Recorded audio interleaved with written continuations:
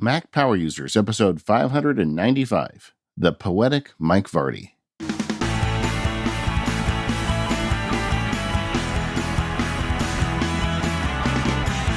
Hello, everyone. This is David Sparks. I'm joined today by Stephen Hackett. How are you today, Stephen? I'm good, David. How are you? Excellent, man. Excellent. And we've got a guest today, one of my favorite people on the internet. Welcome to the show, Mike Vardy. Thanks so much for having me, guys. I'm glad to be back. Now, Mike, we've had you on some of my other shows. I don't know. Have you ever been on the Mac Power Users? Mm-hmm. Back in the Katie days. See, well, now we've got you here in the Steven days. Yeah. And Mike's got a lot of interesting stuff that he does. He's running a website called productivityist.com, which is, I believe, the name is going to change of the website, Mike. Yeah, we're leaning heavily back into just Mike Vardy because it's interesting. The journey started off as Vardy.me, then it became productivityist.com, and it kind of became more of a nameless, faceless thing with other people involved as well. And the people that follow my work over the past decade plus said, no, we want more Mike Vardy. We want more of you. And so I'm leaning back in the direction, and I own MikeVardy.com, so we're going to head in that direction.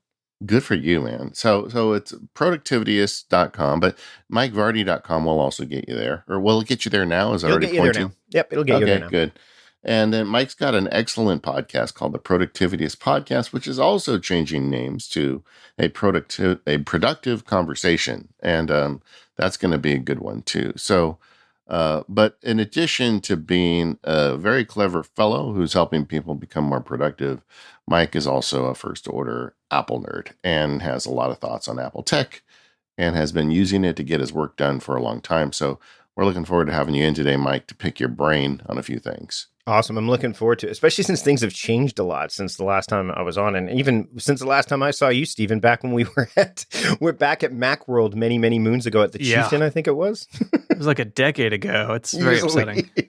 Yeah. Well, one of the things I'll tease that Mike is doing some really cool stuff with sort of project management calendars and email using some third-party services, some of which, frankly, I'd never heard of before. And this is going to be a fun show. If you're looking for ways to manage that stuff better, Mike's got a lot of interesting ideas and thoughts. But, you know, we always got to start, Mike, with your gear. What's on your desk today? Oh, what's not on my desk? I've got, so if I'm going left to right, I've got my Gather by Ugmonk, which has all of my pens, some of which are Baron Fig pens and some of which are pens from Goldspot, the fountain pens that are there. Then I've got my Monk manual. I have my iPhone is sitting here charging right now along with my AirPods Pro. I've got a Timular here, a Timular tracking device. All right. Wait, we just got to stop, man. You're going too fast. All right. So Ugmonk is a company that makes really cool stuff for your desk. I mean, that's kind of their thing. Yeah. And they also have like a daily planner. That's the one with the disk system planner. Is that the one you're using? Well, no, the one I have actually, which as I was making if I'm looking straight ahead, I have the analog cards in front of me. Yeah. They're right below. They actually block the Apple logo on my iMac because I've got the stand for it too. Sure. And it's like a note card you can write your tasks on for the day, and you can just have it right in front of your face. Yeah. We actually interviewed that guy over on the Focus podcast. I'll put a link in the show notes for that show. It's funny. It's like hipster PDA 2.0, really, in a lot of ways. Exactly. And it's like a nice improvement. Yep. And there is something to be said for writing down 5 key tasks and sticking it, in front of your face all day, no matter what app you have open. Mm-hmm. Kind of like that. But also you invoke the word Timular, which a bunch of our listeners are going to be sitting there scratching their head. So what is Timular? So Timular is an 8-sided physical time tracker. Basically looks like an 8-sided die. And each side, you could put, you can label as you see fit. So it comes with some labels. You can also get other labels or actually write directly on it. And it syncs with the app, which you can get for your desktop machine, your laptop. I have the iOS app that I'm using. And it tracks what the amount of time you're spending on each side. So, for example, right now I have it on the audio side because I'm doing audio work, because I'm on this podcast. So it will be tracking how long I'm spending doing that. And then when I'm done that, I'll put it back on its stand. And if I decide to track something else that's on that side, I will flip it. So it's a handy little device, and I like it because it's visible. I can see it. I don't like time trackers that I can't see because I either forget to turn them off or I don't go look at them when I want to analyze what's going on. And this thing actually is small enough that it fits on my desk, but also bold enough that I'm able to kind of look at it and use it regularly. It's not, when you say it looks like a die, it's not like die size. It's much No, it's bigger big. than that. Yeah. Yeah. Yeah. It's a bigger unit, but I like it because each side is kind of representative of one of my themes or modes that I want to work on or in throughout the course of the day. Yeah, I know a lot of people really like that because the physicality of it. Like, you know, it's impossible to miss it. So like when you switch to research mode and you look down on the little microphone for audio mode is looking at you, you know, you need to switch your timular. It does. They've got a little better with that over the recent months about trying to integrate it with things like Toggle and some of the other online time services. But in my experience, it's really best just to use with its own software. It doesn't really do that good of a job of syncing. No, it definitely is kind of its own island to a degree. And what they've also done, because I was one of the first 100 backers. This is like one of the original 100, I think, that I have here. And so much so that it's got like the CR2032 battery in it that I have to replace. It's not the rechargeable one. But what I do like that they've done with the software over the years is that you can add other profiles. So you can switch profiles. So you could actually have more than one side, like more than one thing per side if you want to by just changing a profile. But also, I think the bigger thing is they've got hashtags. So if you want to get a little bit more granular about what kind of stuff you were working on while it was on that side, you can do it as well, and you can analyze all that. So they've made it a bit more comprehensive. Yeah. No, it's a nice device, though. I agree. Also, I think you have a Mac or two, don't you? I do. So I have my iPad Pro, which is basically my laptop. And I also have an iMac, which is one that it's the next thing that's getting replaced in my Apple ecosystem. That's for sure. All right. Which iMac do you have? Late 2014. It's the 27-inch Retina 5K, I think. So it's got 16 gigs of RAM. But now that I'm doing more YouTube videos, it's kind of showing its age. And so I'm holding out. I'm holding out for the next level of iMac, and then I will replace this guy. I was say now is not the time to replace a 7-year-old iMac if you can help it. If you want the big one, you're so close. It is. I'm like waiting, and I mean, I've had issues where it's like I get the beach ball every once in a while. I'm like, no, just a little longer, Get me through the summer, maybe into the late fall. I'll be okay. Now you mentioned the iPad Pro is your notebook. Yep. What was that transition like? What pushed you over the edge?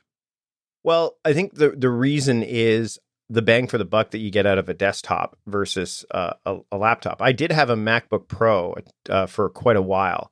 I think it was at 2015, and my daughter now uses it for her computer. But I wanted more screen real estate, number one, and I didn't want to buy another display because I do have limited space in my study here. But also, I knew I needed something for travel. You know, when I leave Canada and go to the States and other places for work. But I also know that I didn't want to have a laptop because sometimes it can get a bit. I mean, I've been on the side of the search where it's like, let me take a look at your laptop doing all this stuff. I didn't really want to deal with all that stuff. Most people tend to use iPads for content consumption rather than content creation. At least that's the way it used to be. Now I know there's a lot more advanced capabilities with iOS to be able to use it for creation, which I've always done. And so I wanted something that was lightweight, powerful, and also could give me that portable computing power that I would need when I'm traveling, but also have enough screen real estate that it wasn't like a smaller iPad or even, I used to have an iPhone 8 Plus. So I'm like, oh, well, I could use this. My eyes are not what they used to be. So having this guy along with the Apple Pencil has been a great addition. And it's actually the device I tend to use the most.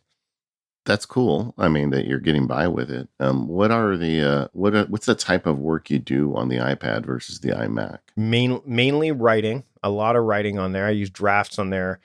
I do a lot of my task management on there because there's some stuff that I don't need to be on my machine, like my iMac for that. A lot of reading because I don't have a Kindle. So a lot of reading happens on my iPad. And yeah, I mean, those are the primary things I do on the iPad. When it comes to the iMac is really for audio and video work and actually when I'm posting things, although I have my team members generally post things to WordPress, to the website and that at this point, and ConvertKit and all that stuff, because they can do it. So I get them to do that. But a lot of writing and a lot of reading on that iPad. I think you're going to really like the iOS 15 improvements, because for the stuff you're describing, the easier multitasking and the widgets on the home screen are going to help you. Yeah. I mean, I can say that now the other day I just streamed live to YouTube, and because I have this A10 Mini here, the A10 Mini Pro, I can actually plug the iPad into it and show stuff on the iPad as well, which is kind of nice. So I do tend to use it in that instance as well. It's very easy for me to just plug it in and show what I'm doing with task management on my iPad and some of the other things I do there. But yeah, I mean, I know that some of the changes that they've got for iOS 15 is going to make the iPad Pro even more powerful for me. And honestly, when this iMac finally decides that it's not going to do what it needs to do anymore, it makes the choice that much easier to say I'm going to go for an iMac rather than get a MacBook Pro or something like that. Yeah. What were the sharp edges, or did you hit any sharp edges after you stopped using the MacBook Pro as your travel machine and the iPad instead? Certain things didn't work in iOS very easily. I can tell you one very clear example. Typeform didn't like working on mobile browsers very well, and we used Typeform when we were submitting our ad air checks for ads that we would air on my podcast. So I remember I had to actually call someone that I trust. I think it was my brother-in-law, and I said, "Hey, can you go in and do this for me, because I can't do it from my machine?" And he did it. That was one thing. So there was some, since then, once I found that point of friction, I've just had somebody else do it for me from now on. But I think the biggest thing was WordPress stuff initially in ConvertKit, like being able to use those tools on the iPad directly. That was a pain point. Text expand, like the text expander stuff with Text Expander was a bit tricky for me to navigate at first. I've since, kind of worked through that. But the stuff I was doing on my laptop, because I had the iMac, I would just, say, okay, well, this is stuff I do when I'm in my study. And when I get to my study, I will do that. So I had to prepare accordingly when I traveled. And then that way, when I was on my iPad, I could do a bunch of pretty much everything else that I needed to do. Have you ever experimented with like remote access, where you could literally tunnel into your iMac to do that stuff remotely off your iPad? I contemplated it, but then I remembered that I have a 2014 iMac, so I didn't know how well that would work. Yeah. So I tended to steer clear of that. But it's something like, I mean, as I improve my tech stack, in terms of computing power, it's definitely something that, especially now that I've got the brand new iPhone, I mean, there's lots of things that I know I want to be able to do once I get the new iMac. Or new iMac. I really think that's an option a lot of people don't consider. And there's a lot of great apps. I mean, like Jump Desktop, if you're a SetApp subscriber, is free. So you already have it. And you can just install the host software in your iMac and tunnel in from your iPad. I do that, and it works fine. It's great. And I'm often able to get back to a Mac to do Mac-like things off an iPad with that. But I'm always like trying to push the iPad too hard. I think that's one of my reckonings I've been going through lately. Yeah. That's good to hear that you're able to get a lot of your work done though on iPad. And you said you got the new iPhone? Yeah, I got that was one thing that I had an iPhone 8 Plus, and basically what would happen is I'm the hand-me-down guy in the family, right? So everyone would get my old phone. And my daughter's phone was like the iPhone 6, and it was and she's a teenager now, and it just wasn't cutting it, especially since she had a part-time job and she was trying to figure out bus schedules, and it was just too slow.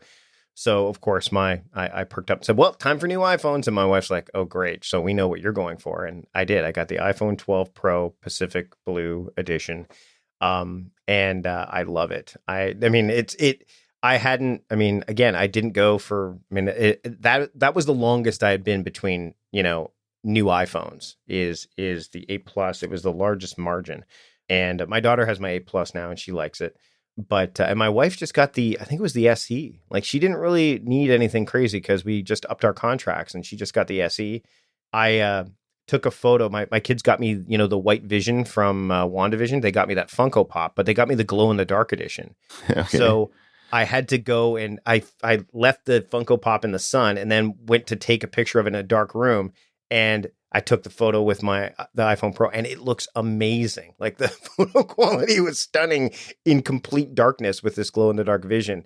So I'm like, oh, this is amazing. So I love this. I love this device, and I'm definitely getting a lot out of it. It's kind of ridiculous how good they are. Like it doesn't make any sense. Especially when you're going from an 8 to a 12. I mean, the jump in camera quality is like massive. That's the real trick, honestly, is to skip a couple generations and your upgrade to feel bigger. You know, if you're like two other people on this podcast, you upgrade every year, and it's like, it's nice, but you don't get that big, like, monumental leap. Yeah, and the thing is, if like to your point, David, how you like to push the iPad, I like to push at this point in my kind of Apple journey. I like to push my technology as far as it will go until I need to upgrade, and then, but not to the point where I've reached so much friction that it's impossible for me to do what I need to do, right? And then at that point, it's like so. For example, with video, my iMac may not necessarily be able to handle some of the stuff on, like, say, DaVinci Resolve or something like that. But my iPad Pro can run LumaFusion like crazy. So I will do some video editing on that. But if I find I'm doing too much editing on the iPad Pro, which I am noticing, then I'm like, okay, I need to, that's a pain point. And I'm making note of it. And the same thing happened with the phone.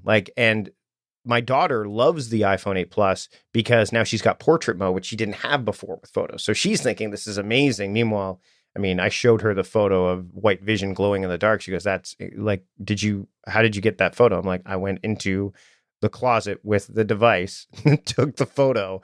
And she's like, was it pure darkness? I'm like, yeah. She goes, okay, I want that phone now. Like, that was big, but she's gonna have to wait until I get the iPhone 15 16. Probably, or 16. Yeah. Hopefully the naming scheme will be different by then. I don't want to say iPhone 16 on a bunch of podcasts. Yeah. You will, though. Yeah. You will, probably. The occasional guest, Ian Bird, really smart guy, once said that he uses his iPad to figure out where he should be delegating things. Where, like you, he primarily uses his iPad for mobile. And whenever he hits a friction point, he considers that an alarm bell that it's something he probably shouldn't be doing anyway. And I love that outlook to it. Like, okay, I'm having a hard time doing this manual thing. I should delegate that to someone else anyway. And I thought that was one of the most enlightened ways to look at iPad limitations that I've ever heard. The interesting thing about being able to use the iPad, and I think we talked about this, David, because I reached out to you back when I was trying to go iPad only. And you said there's going to be some things you can't do. And you brought that up. Like, figure out by making that choice, you'll figure out what you can and can't do, and whether or not you can go without a laptop or whether you can't.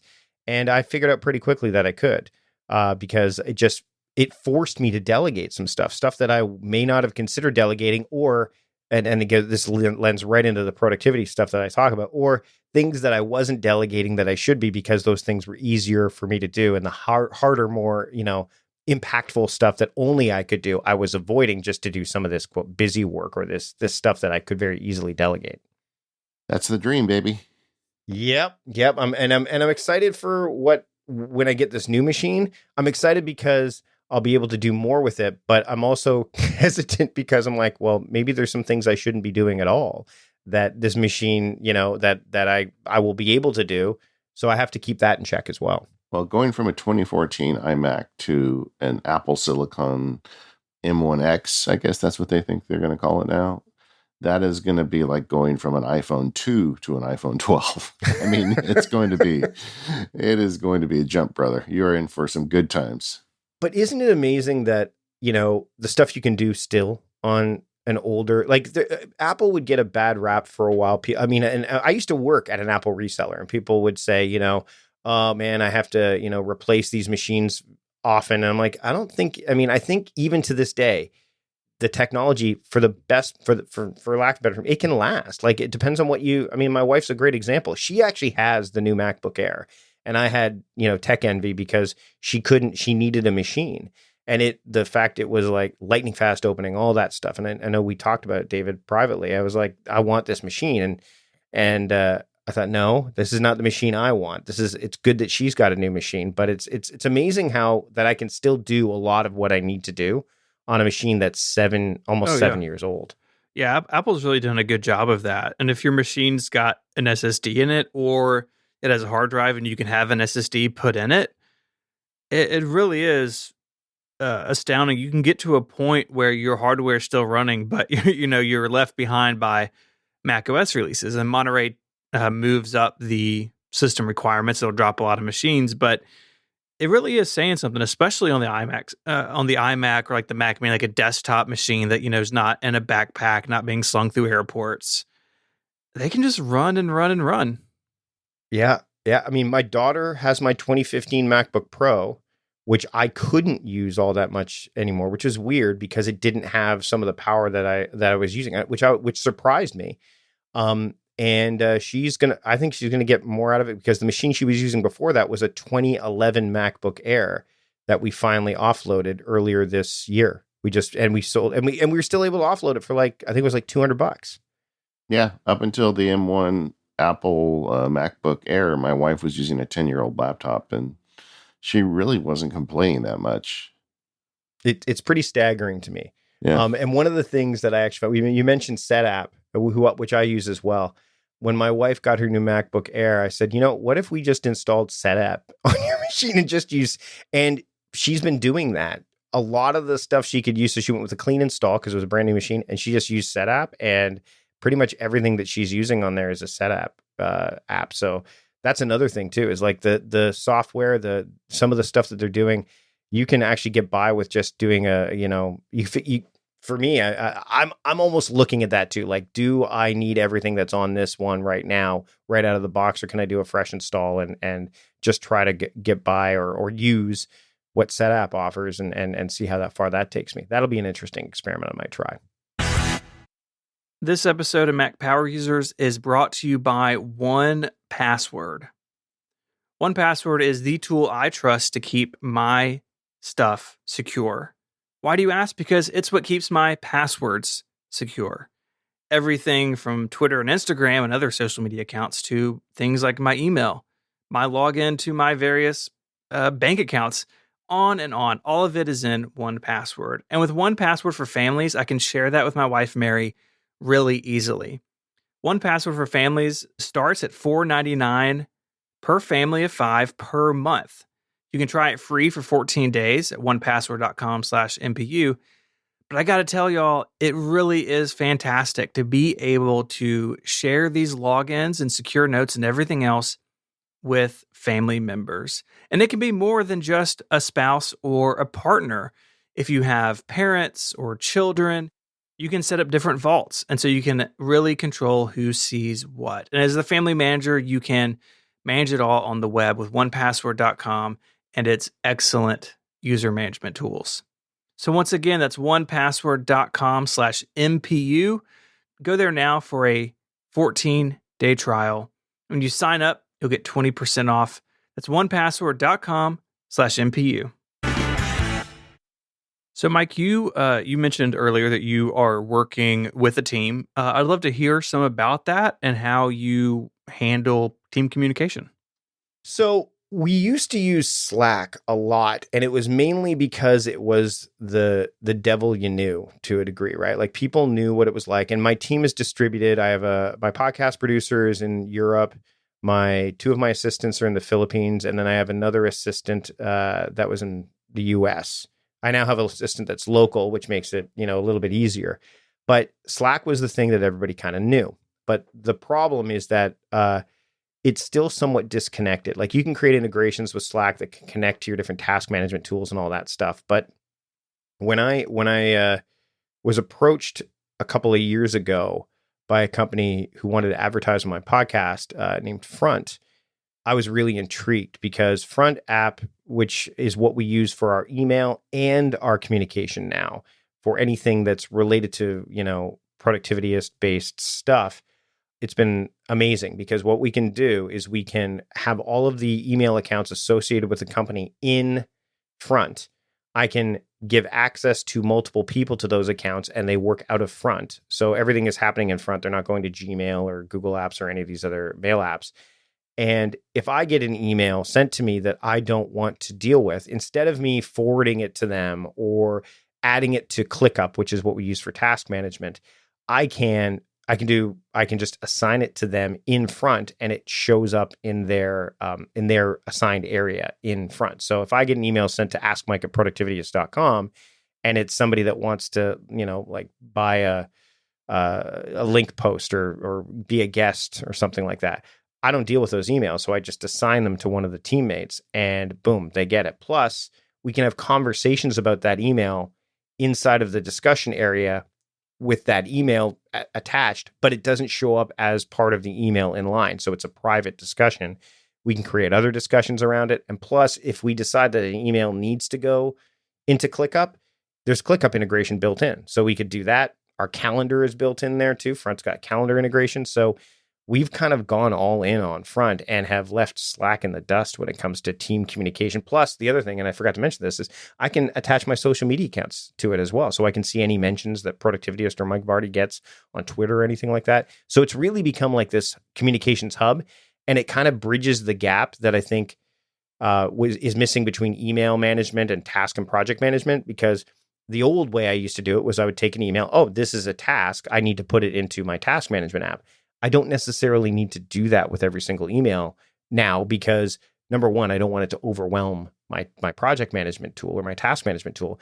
But number two, some of my teammates may not even need to, they now have two places they can look: Front for certain things that are related to communications, and then ClickUp for task and project related things. It's impressive, but looking at the website, I don't really understand what they do. I mean, it's like, it looks to me kind of like a shared email platform, which you described, but then you say, well, I can replace Slack with it and I can do all these other things. Can you just kind of give us and understand a lot of people are driving down the freeway right now, so they can't look at it. Yep. Just give a kind of what do you see when you open Front, and what are the features?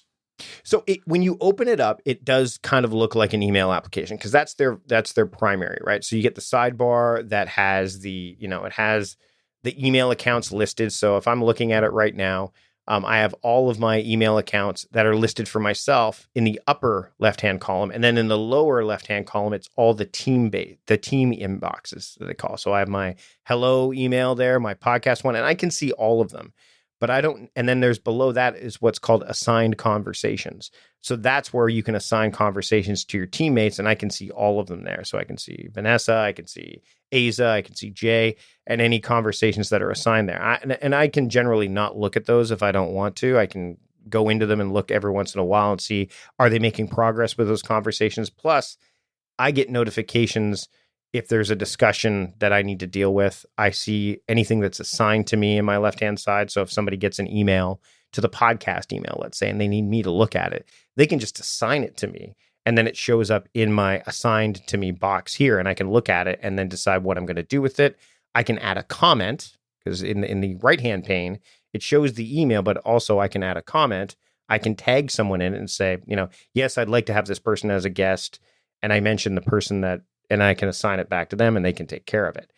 So there is a lot of ebb and flow with email here, but I can also do things like, again, on the left-hand side, I can also see, like, I'm looking right now at my Twitter, and somebody mentioned, one of the people from Holstein mentioned me on Twitter, and another person mentioned that they received swag from me, and I can see that mentioned there too. So I don't need to go into social media necessarily to look and see what's going on. So it does look like more of a traditional email program at first glance, but there's a lot under the hood.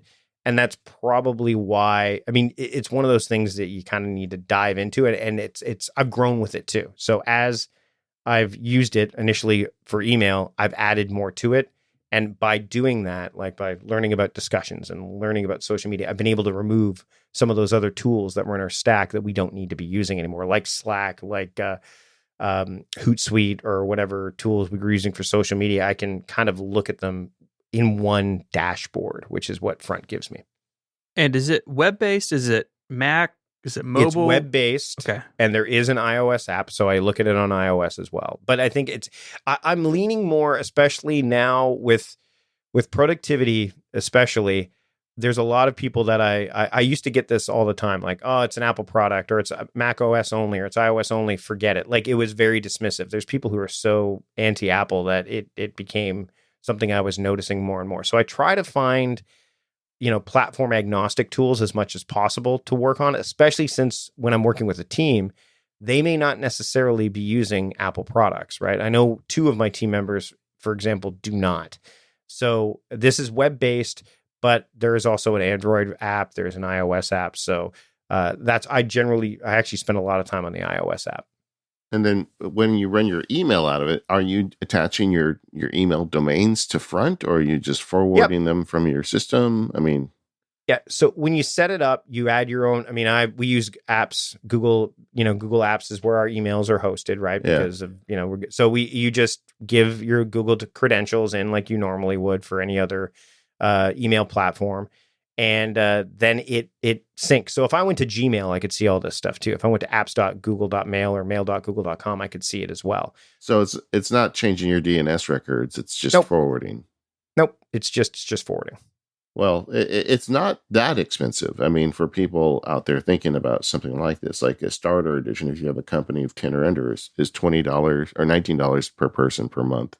Yep. Running a business that's not a terrible expense. I mean, you've seen services like this cost much more, and now you've been using it for years, right? I've been using it for a couple of years now, and the reason that I've stuck with it. I mean, there are so many things I can do with it, but also it's lowered the training or the friction that can happen when you're moving between app and app and app, right? So, and Slack, I know, and I was talking to one of my team members when I said, this is a couple of years ago, I said, oh, we use Slack for communication. And they showed me how many Slack workspaces they had. And I'm like, oh, great. So Slack has become the very thing that it was designed to prevent, which was email overload. Now you've got Slack workspace overload. So it kind of separates this a little bit. And what's interesting is the team members that I work with, they actually use Front just for our email, and then they use whatever other email app they use for their personal email, which means that there's a definite segmentation there too. So the likelihood of them accidentally sending an email from their personal domain instead of from the company domain isn't there, all that stuff. One thing I'm still a little confused about is the Slack replacement, because all these screenshots I'm looking at are of emails. It's like, how do you have like a contemporary Slack style communication separate from a particular email? And there is a discussions area too, so that falls outside of so you can have conversations around emails, but there's also a discussion. So you can create a conversation just like when you compose something. If I click on the compose button, I can either compose a new email, and there's a drop down arrow next to it, so I can compose a new email message or a new discussion, and the discussions are internal and the email messages are external. And you told me before we started recording today, you have even moved your personal email into this. Yeah, it's in there because I can actually respond pretty quickly from, I want to get better at using Front overall. There's elements where you can even use this for your, if you want to have like chatbot stuff on your website, you could even use that there. So I'm looking into that a bit more. But the other reason is because I've got the integrations to Todoist built into it. I just can, if I want to send personal stuff to Todoist, it's just easier for me to do it from here than say from, any other email app that I might have been using. I just want to lower the amount of, it's that old Homer Simpson thing. I'm maybe getting to the point where it's like every time I learn something new, something old falls out of my brain. I want to keep that from happening when it comes to this. So that's why. One of the things I do note is that they have a tagging system built in, which I presume works across platform if it's a web-based service. So that's nice. Yep. It looks like a very interesting solution. I don't know how this never landed on my radar before, because it seems like a very good solution. I hear from a lot of listeners who have small businesses and are looking for things like this. Yeah, I'm a big fan, and I've had a chance to talk to the founders and such, and they are committed to kind of making the whole process of communication better. And when I said like this to me is like a great bridge between email management and task management, they're like, okay, you get it, because that's I think what they're trying to do. Now, how do you avoid front communications becoming segmented the way Slack and traditional email do? That's something that we do with internally. So if we have a discussion that pops up and it needs to be something that's turned into a task, or we find it's becoming something that's bigger than just some piece of communication, we then create a task around it inside of ClickUp, because then there's actions around it. And then we can have conversations or discussions around projects and tasks inside of ClickUp. So the way we have conversations inside of Front is the same way we had them inside of Slack. It's not related necessarily to a project or a task. It's usually related to, around something bigger, like an initiative or planning or something like that. Once it turns into something real, like something that we know we want to, kind of attach some dates and milestones to, that's when we know we need to get it out of Front and into ClickUp. And we can even turn a discussion into a task in ClickUp as well. So that friction gets removed immediately. As soon as we say, hey, you know what, guys, we're going to turn this into something in ClickUp. Let's take this to ClickUp. And then we turn it into a task it's largely a task. You can convert a task to a project in ClickUp as well. But we initially turn it into a task. And normally whenever we do it, it's let's look at breaking this thing into something, actionable inside of ClickUp. We bring it over to ClickUp and start doing it that way. Now, the website makes reference to automation on Yep. your email. Have you used that, and how does it compare to traditional email tools? I've not used it all that much, to be honest. The things I've used that, and again, there's some redundancy here. We've used the email templates, and there's a lot of them, but that gets some redundancy with Text Expander for me because I use a lot of Text Expander snippets with emails. So what it's done is if I don't want to use Text Expander for Teams, which I do love, some of my team members aren't familiar with Text Expander or don't really know how to use it. It kind of bridges that gap. So we've used that. Snoozing, I've used some snoozing features on there, of course, but not really any of the automation stuff yet. There's so much under the hood with Front that I haven't really gone as deeply as I plan to, which is, again, one of the reasons why I'm using my personal email in there as well. What did you lose when you made the switch? I mean, having used traditional Gmail or mail applications, what are the features you feel like you lost? In terms of features I lost, I don't think I really lost anything other than time in the training time of getting used to figuring out what I wanted to use. I can tell you I lost some SaneBox features, which I liked. Yeah. And I've been contemplating whether or not that's going to be worth it in the end, because I do like how I've had some automation set up in SaneBox. Maybe that's why I haven't explored the automations all that much. So that's been something that I felt needed to be rewired a bit. But by and large, I mean, I guess it's just the familiarity that I felt was a bit of a boundary for me or an obstacle to get past. But by and large, like Front has pretty much everything I need. It almost seems like, and I don't know, wouldn't SaneBox work if this is just plugging into your IMAP protocol? It would. I just need to make sure that it doesn't, I don't cross wires. Do you know what I mean? Like, Yeah. I want to make sure that, and that's one of the things that I didn't like about Gmail in general is, where are things? How are they showing up? Filters, do they work all the time? Do they not work all the time? So automation to me, I mean, the best kind of automation for me is the automation that's between your ears. So I haven't tried it from scratch inside of Front yet, but it would be ideal because I used SaneBox to kind of help me with my email workflow. I have this workflow where if I know that an email, so I'll give you a quick example. If I get an email from a potential podcast guest, I don't generally deal with those right away. I wait until the daily theme of podcasting or audio video, which is Tuesday. So I would say I had a Sane Monday, Sane Tuesday, Sane Wednesday, and I would move it to that. And then on Tuesday, it would bring it back to the 4. Right. So I missed that. And that's, I would probably have to, I don't know that I'd have to rewrite it or recalibrate it, but it's definitely something that I've been thinking about. So in a lot of systems like OmniFocus, people really appreciate a review process or review system. I know David has talked a lot about this over the years, where every week, month, quarter, whatever, you go through your projects and tasks and see, if what you have is still where you want to be. I would imagine in a system like this with Front that there are a lot of little cubbies that things could end up in and maybe overlooked. Do y'all have a review process? Do you have someone who's sort of in charge of what's in there, or have you found that it works itself out? It tends to work itself out, but the more I've added people to it, the more you add people, the more that everyone has their own kind of way of approaching things. So we are going to have to put in place somebody who kind of audits it, like goes through and says, okay, who doesn't have their conversations that were assigned to them taken care of yet? Does this, and really all it would be is them going in and creating putting a comment into those emails saying, hey, how you doing with this? I've had to do that a few times. Like, hey, have you responded to this? What's going on with this? That kind of thing. And that I could see becoming, I wouldn't say an issue, but the more you grow your team inside of a tool like this, like you would inside of any team-based task management tool or team-based tool, you need to kind of have somebody that, kind of patrols it a little bit and make sure that things are moving forward in the right direction, especially if you're working with a team that is distributed and maybe they're not only working with you, but they have all other clients, because I do have a couple of assistants that work not just with me, but with others. So sometimes having a watchdog approach wouldn't be the worst thing in the world for a tool like this, or ClickUp or Todoist or any task management tool, but I could see it happening. I've not noticed it to this degree yet, Stephen, but it's something I'm kind of keeping my eye on. And that's why I see every email account. So I can see what emails are being dealt with, which ones aren't. And then I can decide, do I want to dip my toe in and figure out what's going on here, or do I want to leave it alone and see if it resolves itself? This episode of the Mac Power Users is brought to you by SaneBox.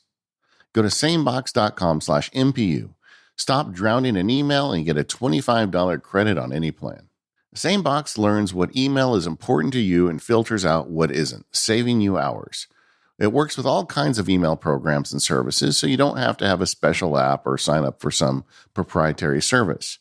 SaneBox starts with great email filtering. They've got the Sane Later folder that moves all the non-urgent stuff out of your inbox into the Later folder. I check that in the afternoon, and it's just fine. They also have the Sane Black Hole, where you can unsubscribe with one click.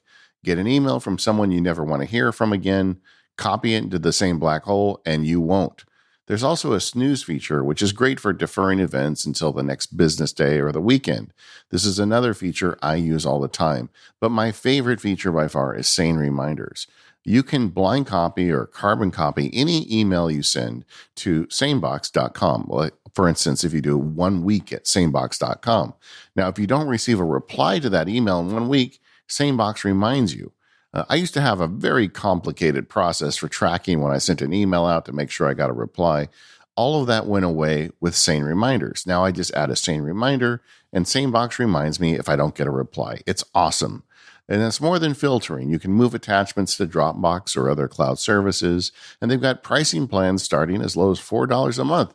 You get a 14-day free trial. Just go to sanebox.com/MPU, and you get that $25 credit on any plan. Mac Power Users listeners are huge fans of SaneBox. We hear from so many of them that try it and sign up. The SaneBox people love Mac Power Users. That's why they give you the $25 credit. I told them I wanted the best possible deal for our listeners, and they gave it to us. So if you're struggling with email, stop messing around with all those weird rules and proprietary services. Go to sanebox.com/MPU today and sign up. Thanks, SaneBox, for all of your support of the Mac Power Users. All right, Mike, you made mention of ClickUp in the last segment, which was another web service new to me. I feel like I'm out of the loop now. I have been looking at various services with my team, and ClickUp is a team-based task management tool. So explain how you found that and what you're doing with it. We used Asana for a really long time with my company, because I'd used Asana since it basically first started. And what I found is that some of the development was not moving along as quickly as I would like. Plus, it was getting very you weren't able to do as much with it as I hoped. And I also think that they were looking beyond the small businesses to more enterprise. So a lot of the feature requests, or a lot of the things that we were trying to get Asana to maybe do, they weren't really interested in. We were I wouldn't say beneath them, but we weren't their target market anymore. And ClickUp had been making some noise for a while. And I looked at it, and what I liked about it is the sheer customization you could do with it. It kind of came along at the same time as Notion to a degree. But Notion, of course, being like a personal knowledge management tool that you could, basically retool and configure the way you want. ClickUp does a lot of that with task management. You can do KPIs, like key performance indicators and OKRs and all that stuff. They're built in. You can have mind mapping in it. You can have Kanban style, Gantt charts. Like, it had everything, and the price was right. And so what I did was I actually found somebody that I knew was a ClickUp expert, Yvonne Hyman, and she walked me through it, because she also was an Asana user and said, this is why I've gone down the road with ClickUp. I reached out to the folks at ClickUp. They were excited to hear that I was interested in looking at their platform. Yvonne helped me a lot because she actually created some training materials for my team. And when they looked at it, they said, there's no doubt we should be using this over Asana. And we started, and it's been really, really great. There's a lot of integrations that you can use that we're only scratching the surface with now. The custom fields are fantastic. There's just a lot of power. And again, you can kind of shape it the way that you want it to be for you and your team. And there's the bookmarking tool is great. So you can, have that web linking. It's all the stuff that you really want. And plus, they're making inroads with the VC community as well. They're not going anywhere. So I'm pretty happy about the choice to go with them, because whenever I'm looking for a tool, I want it to be able to scale with me and my team and get the support that I'm looking for. And the folks at ClickUp are checking off all those boxes. Okay. Once again, walk us through. What do you get it's a web service, right? Mm-hmm. And so what do you get when you turn it on, and what are the features you're using? So it's a web-based service. You can, again, I have the iOS apps on my iPad and on my iPhone. And when you first open it up, you get your home screen, and it shows your work to do. You can create what's called a lineup at the top, which is the things that you've decided really should be at the top of your list. So you can add those to the top so you can see your top priorities for the day.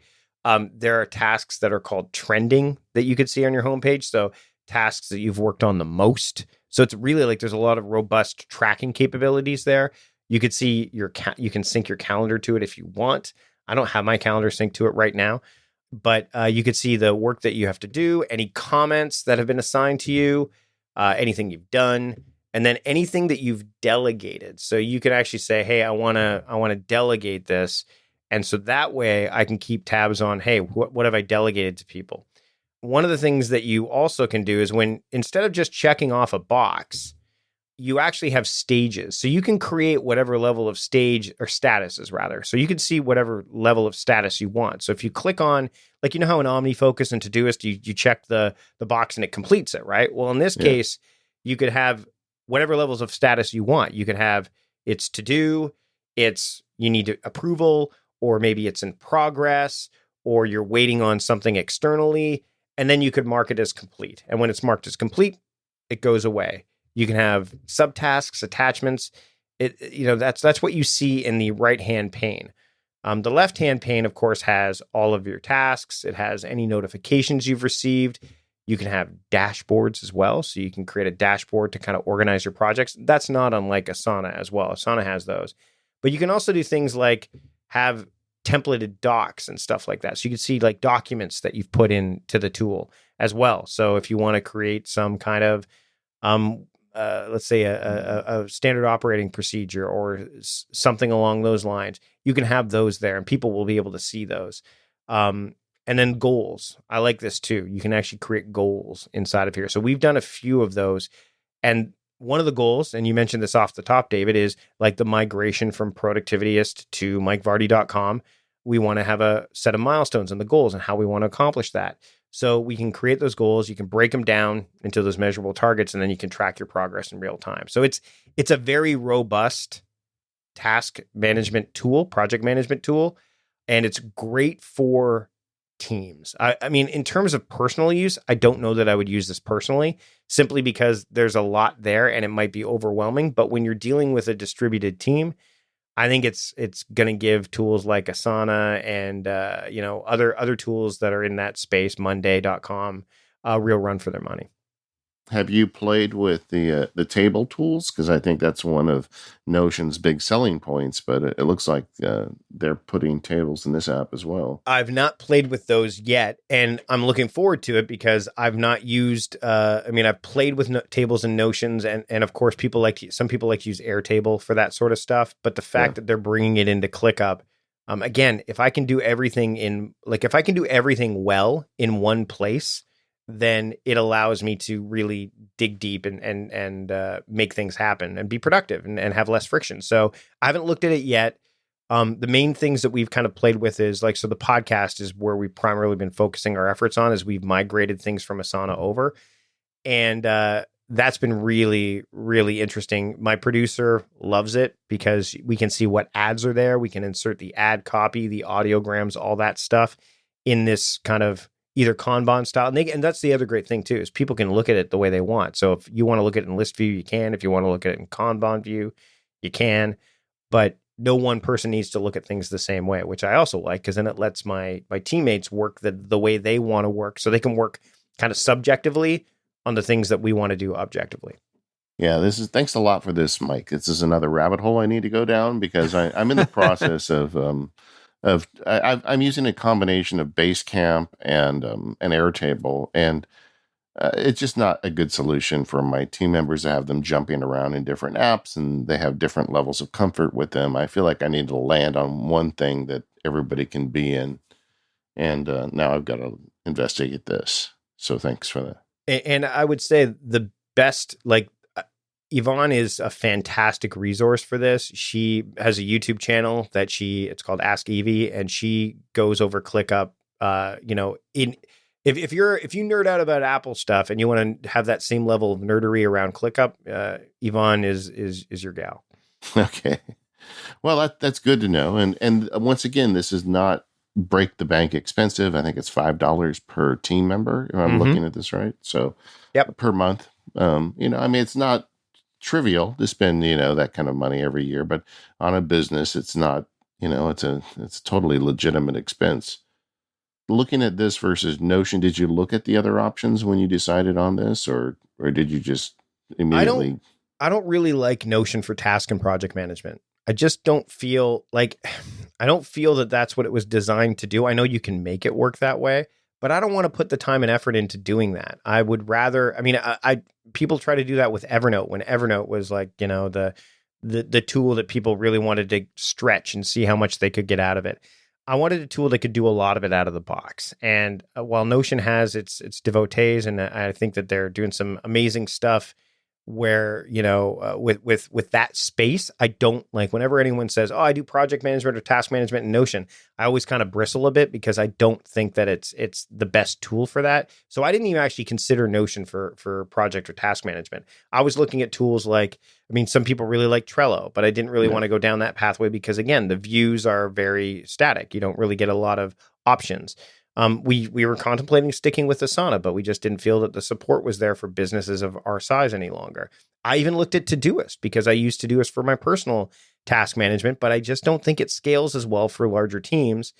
And I think there's a lot more power under the hood with ClickUp. So at the end of the day, I looked at what the options were, and the one that seemed to check off the most boxes was ClickUp. And so that's why we went down that road.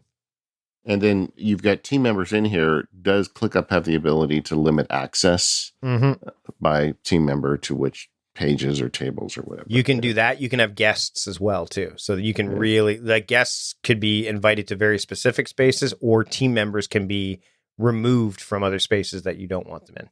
It's interesting, Mike, that you've really kind of got away from traditional Mac and Apple applications.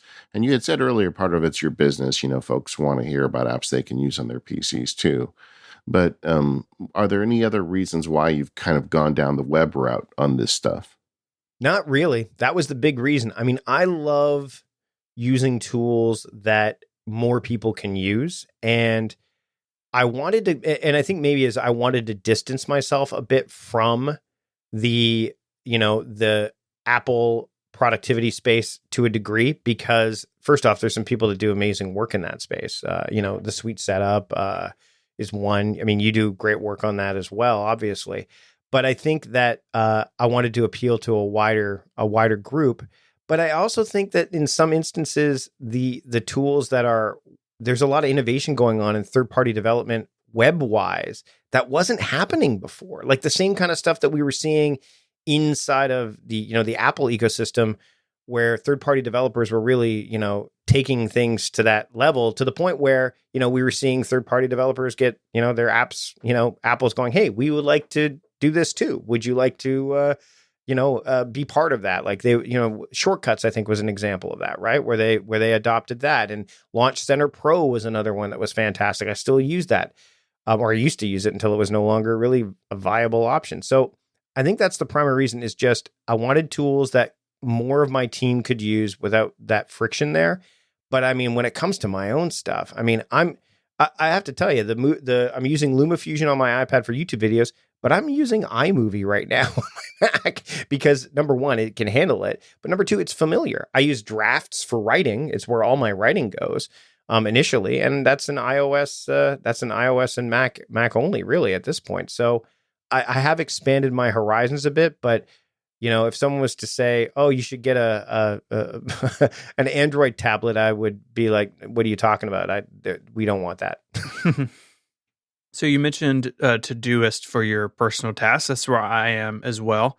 What drew you to Todoist? And if people haven't checked it out, what are some favorite things about it?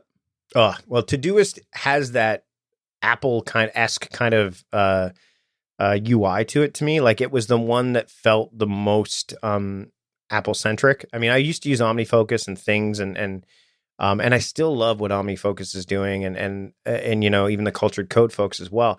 But what I liked about Todoist, again, multi-platform was great.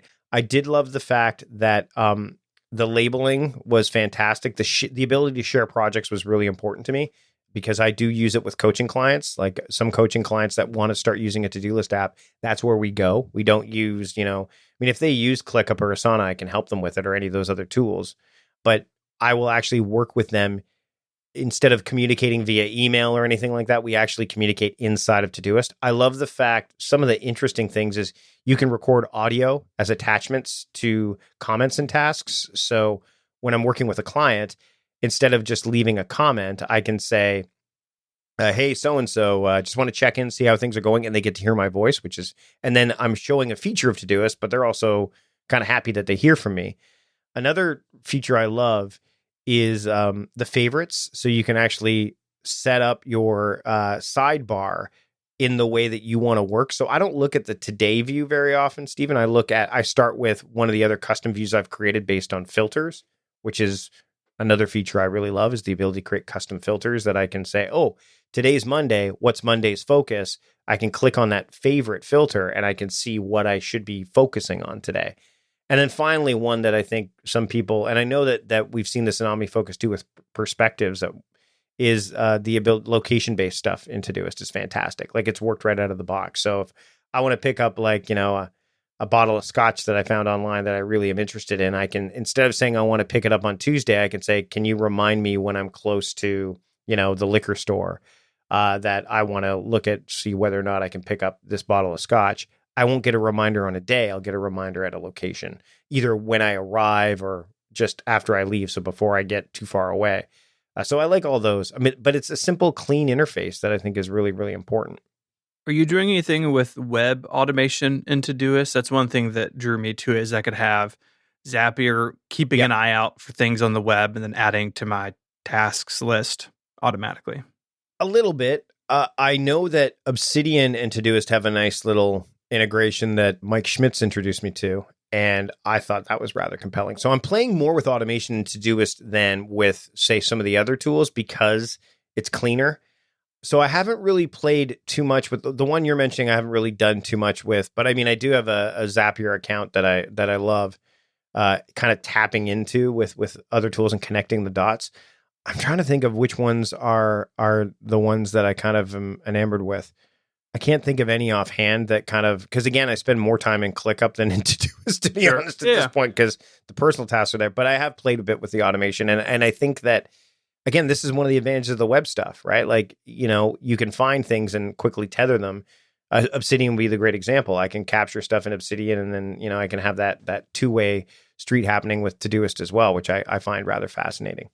Yeah, if you're going to go down the road of these web apps, you definitely need to check out Zapier, because that's the glue between them all. And suddenly you can say, when I create a new project, in one app, web app, like your task manager, go over to my communications app and create a tag, or, there's all kinds of cool stuff you can do when you start tying these together.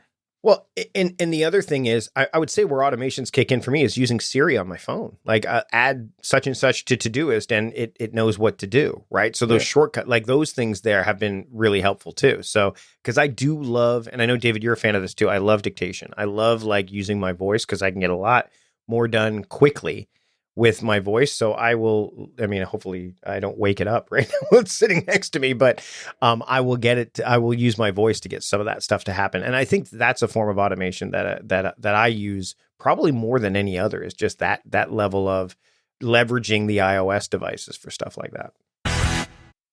This episode of Mac Power Users is brought to you by Squarespace. Squarespace is the all-in-one platform to build your online presence and run your business.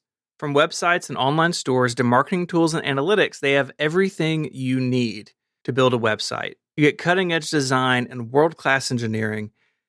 Squarespace just makes it easier to establish your home online and to make your ideas a reality. You start with professionally designed templates and use drag-and-drop tools to make them your own.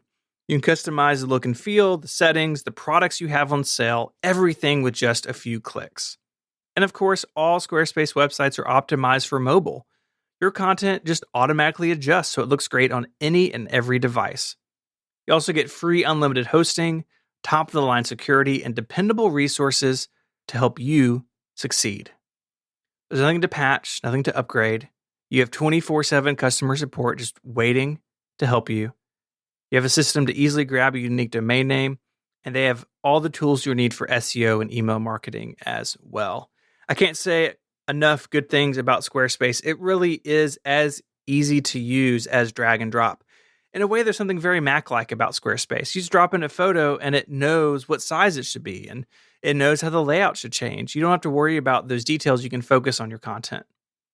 Head on over to squarespace.com/MPU for a free trial with no credit card required. And when you're ready to launch, use the offer code MPU to save 10% off your first purchase of a website or domain name. That's squarespace.com/MPU. And when you decide to sign up, use the offer code MPU to get 10% off your first purchase and to show your support for Mac Power users. Our thanks to Squarespace for their support of the show. All right, Mike, one of the themes, first you've got this productivityist website and you spend a lot of time talking about being productive and focus. And I know you spend a lot of time with your tech, but you also spend a lot of time thinking about your tech. I'd like to just take a moment to step back and consider, where does the technology help you and hurt you? So I would say the technology helps me in terms of creating seamless processes that I can pass on to my teammates. So Text Expander is a great example of that. Being able to have quick answers to questions that might be asked. That's a fantastic, tool that a technological tool that I think really helps. I have to say, like a tool like Drafts, the fact that I can use it on any device and it picks up exactly where I left off is another way that technology helps me, because there's no friction. Like if I'm, out for a walk and I think of something, I, dictate it into Drafts, and then I know it's going to be on all my devices. So I think that's a big help.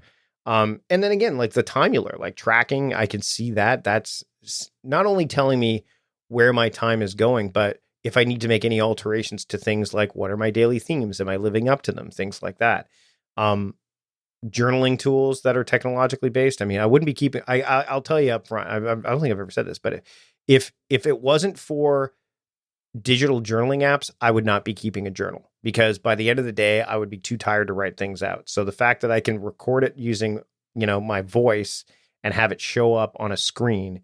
So all that like lowered friction has been helpful. Where it hurts is the managing. First off, I think the managing of notifications and having to keep on top of that stuff, because every time there's an update, things can reset. We talk about automation. I think Zapier is a fantastic tool. And the reason I think it is if something breaks automation wise, I know where to look.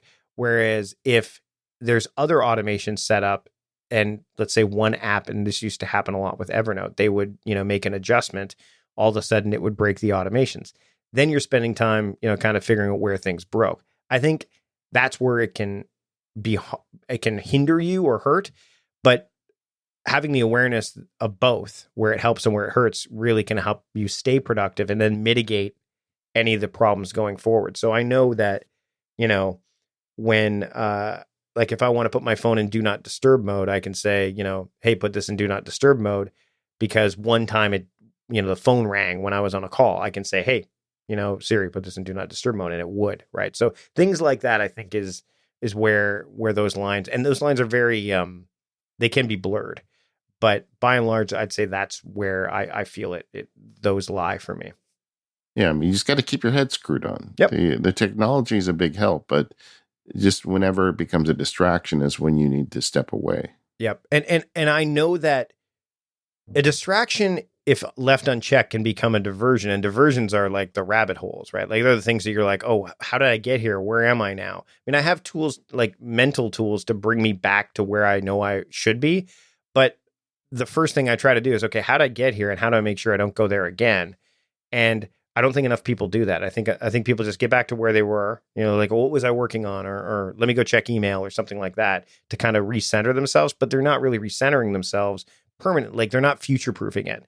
Whereas, I know, I need to make sure that this doesn't happen again, or I need to try to do what I can to make sure I don't get distracted again, because you're going to get disrupted. I think my kids are going to be home for the summer now. I know there's going to be instances where my kids might disrupt me, but if I can put protocols in place to keep me from, when I do get disrupted or distracted, that'll allow me to get back to what I know I should be focusing on.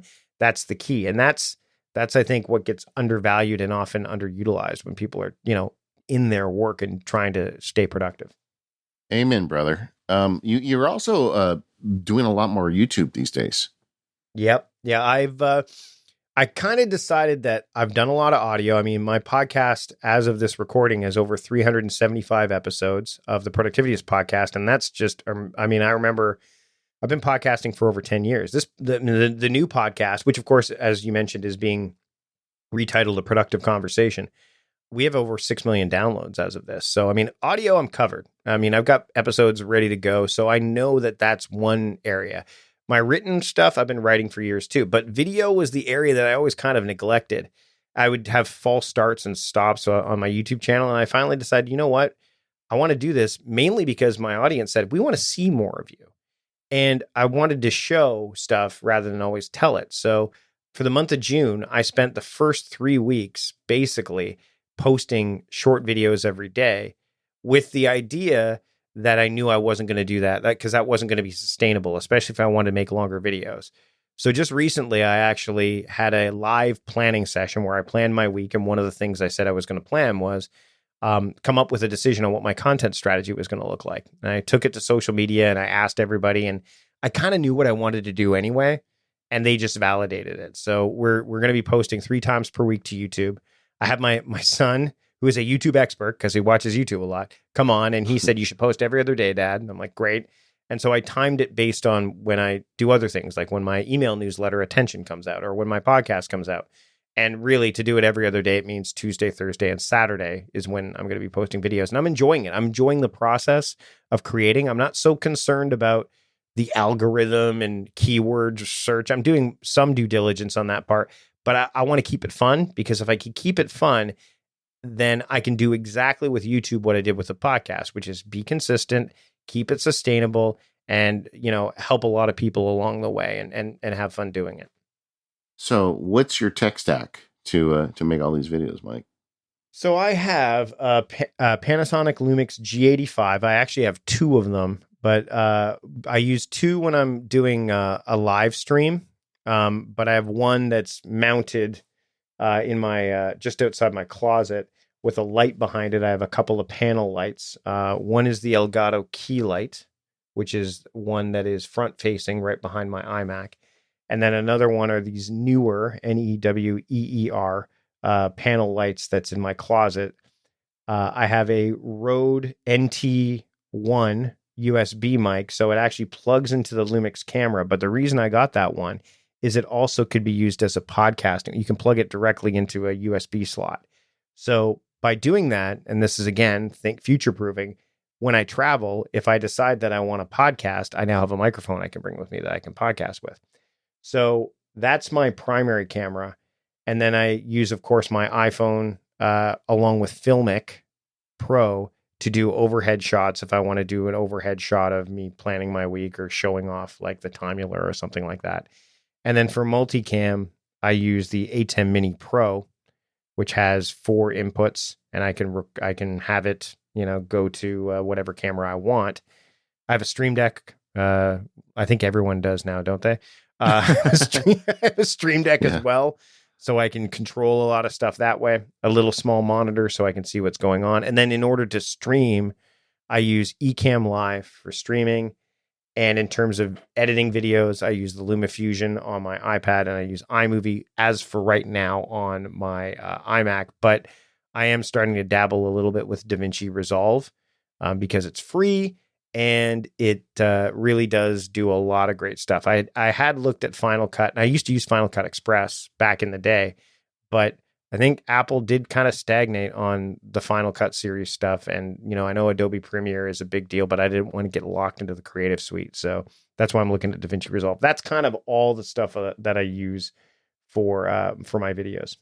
Honestly, I would encourage you with everything you're doing to really look at Final Cut, because that magnetic timeline, I've been doing a lot of editing in Final Cut the last few months. Mm-hmm. And once you kind of get what they're doing, it makes it so fast. When was the most recent update to it? Because I haven't paid attention. I have to be honest. A couple weeks ago. It was a point update, but just a few weeks ago they did another update to it. So I'll definitely give it a look, because that's how I got into the Mac in the first place. I wanted to get a Mac because I was doing video. This is 15 years ago. Because I wanted to do more video editing, and that was why I got into my first Mac was an eMac, because it's all I could really afford at the time. And I got iMovie, and then I got Final Cut Express. And that was the reason I switched, was video editing. And, I'd love to get back into it. So I'll check it out, because I haven't landed on anything yet. And the fact that I'm using iMovie a lot on my iMac and playing with it, it's worth definitely exploring for me.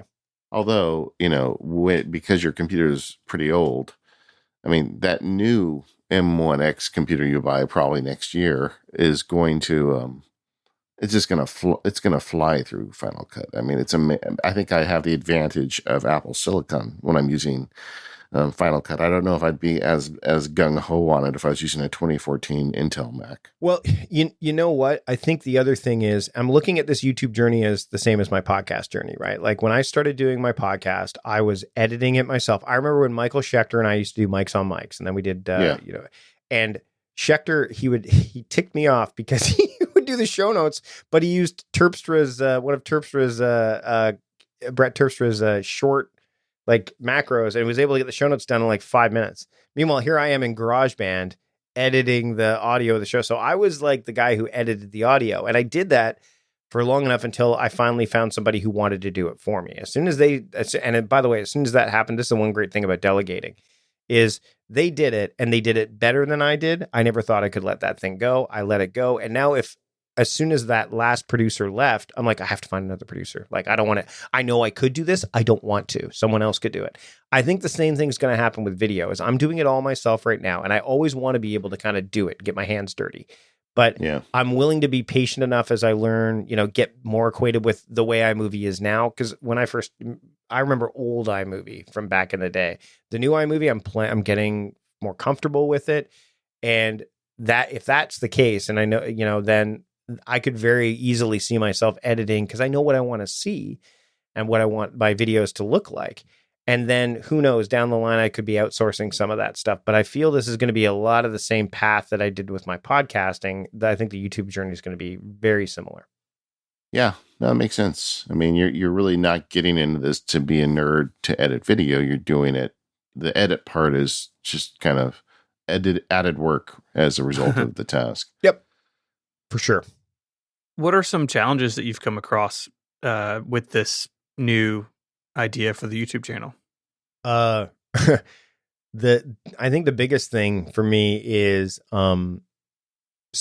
it's new to me, so figuring out the time to not only film but also edit, storyboard, all that stuff. Because my background in the creative arts is improv, so I'm quite good at improv, but the problem is you can't rely solely on improv.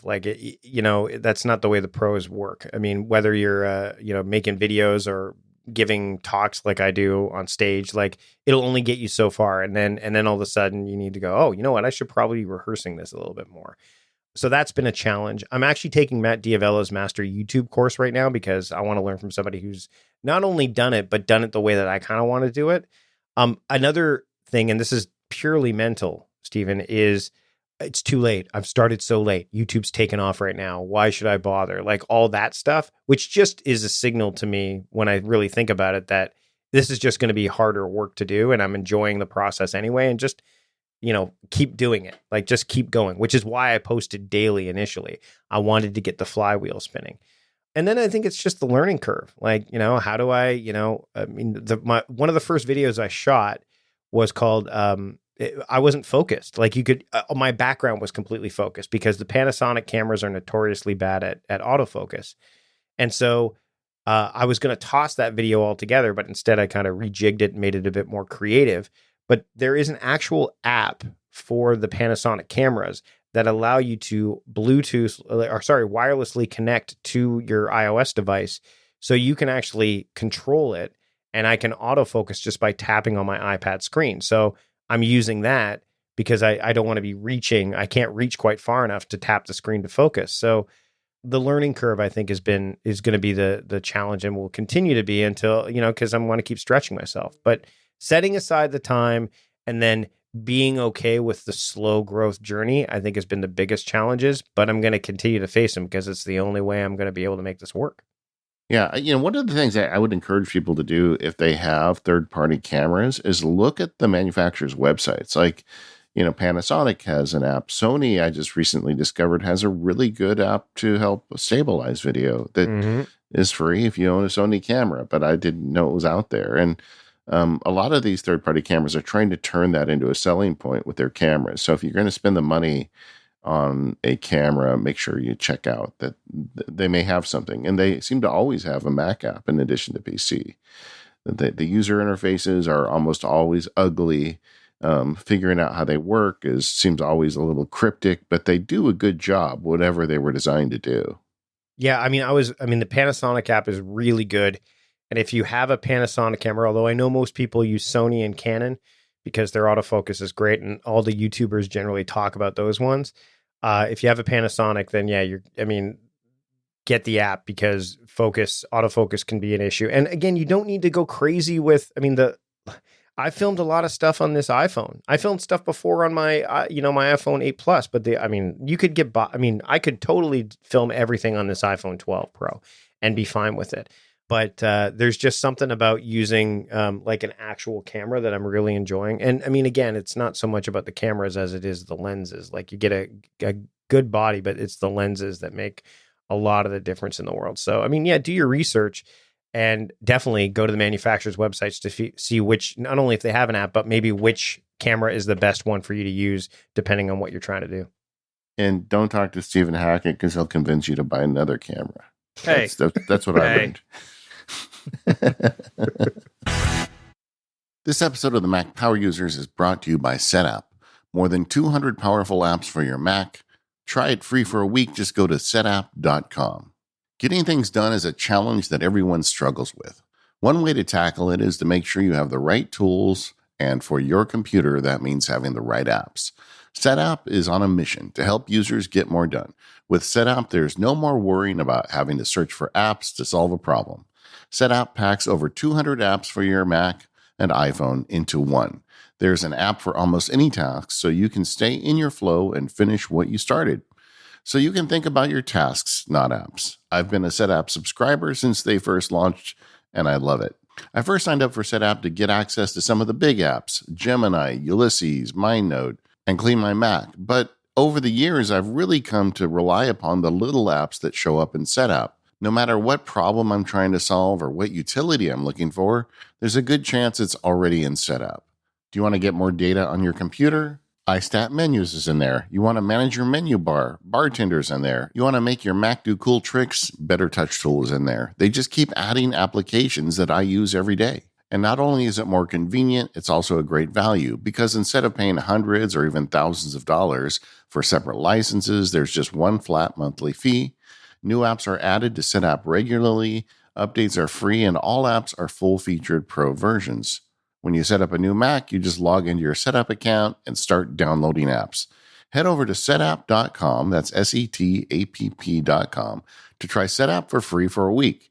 If you like it, pay just $9.99 a month. That's setapp.com. Our thanks to Setapp for their support of the Mac Power users and all of Relay FM. So, Mike, one thing we like to do at the end of our interview episodes is ask our guests for some favorites. These are apps and services that maybe we haven't gotten to mention in the course of the show. So some tools that people may need to know about. All right. Well, a couple of these are going to be iOS only. Actually, all of them are iOS. But if there's any Android users out there, you're not going to be happy. So I have one of the ones that I use these are all apps that I use every single day. So the first one is Brew Coffee, and it's basically like for pour overs and stuff like that. Because I'm a bit of a coffee nerd. It's a timer that helps you, kind of go, okay, well, how many grams of coffee am I putting in here? How much water do I need? But also the timing. So it actually is a timer, and it kind of navigates how you should be, making your coffee in the morning if you're a pour over person like me. And the reason I like it is when I'm not a morning person at all. I'm a night owl, so I need to like have something kind of prompt me. So it dings when you're done the bloom, and then it dings again when it's time to let it drain and all that stuff. So that's one that I use every single morning. Do you think Apple has like a chart where they track the number of Apple nerds compared with, coffee nerds? Like how many of their customers are like insane about coffee? I would think it's a large percentage. I would say so. I would definitely say so. And I hand grind my coffee in the morning too. And I know I was chatting with Mike Schmitz about this. And he goes, really? Like that's going to be a lot of work, but it does wake me up a bit. But I am trying. I think I might get another electric grinder for downstairs, because sometimes 30 grams of coffee beans isn't enough to carry me through the morning. But Steven, I think so. I don't think I've even ever asked you, Stephen. Have you gone down the rabbit hole of like coffee or tea or one of those things that all the... I don't drink coffee. I used to, but I don't anymore. Yeah. Well, hey, me either. Maybe we need to shut the show down. It was a good run. Thanks, Mike, for ending it. Yeah. Another one that I love, and it's a different kind of habit tracking app, but I don't put habits that I'm trying to do consistently in Todoist or any of my to-do list apps, because I feel that if they live outside of it, they're kind of segmented a bit. And I think habit tracking apps are definitely their own kind of niche to a degree. I have one called Hindsight, and I like it because it doesn't, it tells you the last time you did something. So for example, if I'm trying to, like right now, the habit I'm trying to break, and this is definitely related to YouTube, is I'm a nail biter and I'm trying not to bite my nails. So I added that habit to Hindsight, and it asks you when the instance is that you last did it. So I can tell you right now, when I look at mine, that the last time as of this recording that I bit my nails was 1 week ago. So that's pretty good. But I also can use it to track habits that are promising. So if I want to invest time in my monk manual, the last time I did that was 21 hours ago when I was, going to bed. So I can track both positive and negative habits in here. I rather like it because, you can see, hey, I haven't done this in a long time and that's good, or I haven't done this in a long time, that's not so good. So I really like this one. It's called Hindsight. I don't think you ever explained what your monk manual is. My monk manual is a paper planner. It's a paper planning tool that I like, and it allows me to kind of, I believe productivity is about pairing your intention with your attention. That's at its core what I believe productivity is. In the Monk Manual, I've looked at a whole bunch of different paper planners. And when the Monk Manual folks reached out to me and said, hey, we really like your work, and they like the message that I share about intention and attention, when I looked at their planner, which is a 90-day planner, and it's not inexpensive. It spoke to me. So that's what I use. And I generally, as part of my evening routine every night, I go through it, I map out my next day, and then I will use it to kind of somewhat guide my day, although I tend to use the analog cards more for that sort of thing. Yeah. I've played with a lot of these over the years, and I just keep coming back to digital tools for me. Yep. Yeah, no, but the digital tool that I use for journaling, which is my last one I want to mention, is called Reflection, and it's made by the same people who do the Holsti Manifesto. I don't know if you've ever heard of that, the company called Holsti. And I used to use Day One, and I think it's a fantastic journaling tool. But what I liked about Reflection is that besides the fact that it's platform, agnostic, I do like the fact that it does have the monthly reflection piece built into it. so you can actually reflect on, your previous months. It walks you through a series of prompts.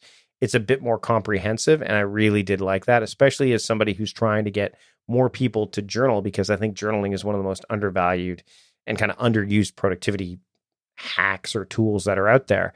That's why I use Reflection, and I really, really enjoyed it. I have it on my phone, but it's also web-based, so you could use it on the web as well.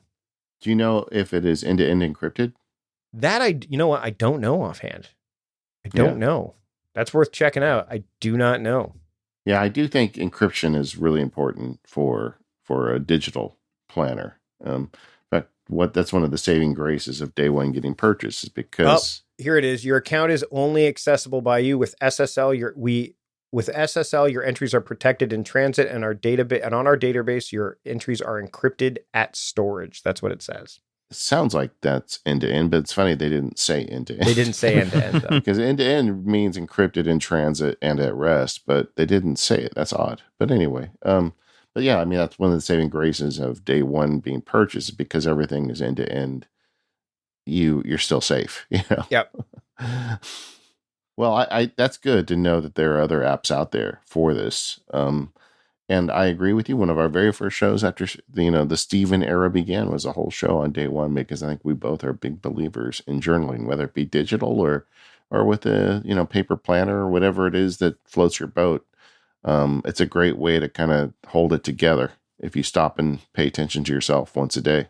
Yeah, I mean, as somebody who struggled with a weekly review as the part of getting things done when I was a pure GTD practitioner, the weekly review is always a bit of a struggle, and journaling kind of helps, I wouldn't say speed up the process, but it allows you to course correct a whole lot faster if you're journaling throughout your journey, and it's been a huge help for me. Yeah, I mean, I still do a review process of all my projects, but I find the week review is where it's the macro level, where I can step back and see, okay, what's the theme here? Like last week wasn't very productive for me. I went and got the shingles vaccination. That's an old man problem, right? I thought, what's the big deal? Little vaccination. I was down for like a day and a half. That thing just like knocked me out. And so looking back last week, I wasn't as productive, and there was like a theme to it. And you don't see that in project review, but you do see that with a review process, like one of these planners or day one or reflection or whatever, your weapon of choice is.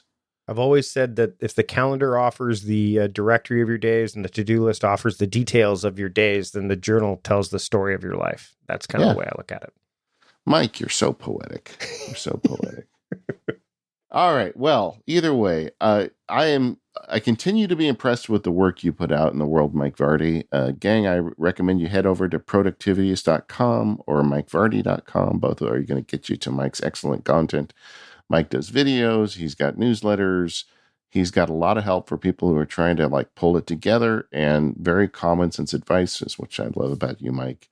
You can also check out the Productivityist podcast, about to become a productive conversation podcast, also at the same website.